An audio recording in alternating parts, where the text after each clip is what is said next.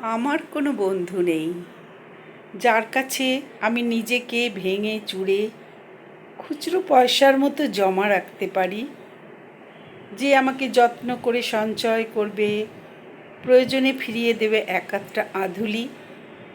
সত্যি বলতে আমার কোনো বন্ধু নেই। বন্ধু বলতে জেনেছি যাদের, তারা কেবল পথ চলতে সঙ্গী ছিল।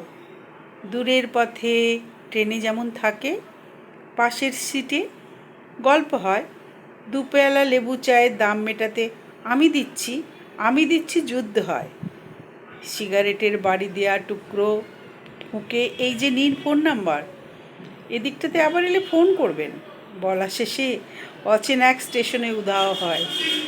এই যে আমি পথ হাঁটছি, রোজ ঘাটছি বুকের ভেতর কষ্ট ক্লেদ।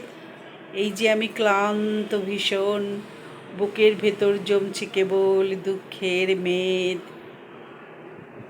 তবু আমার নিজের কোনো বৃক্ষ নেই।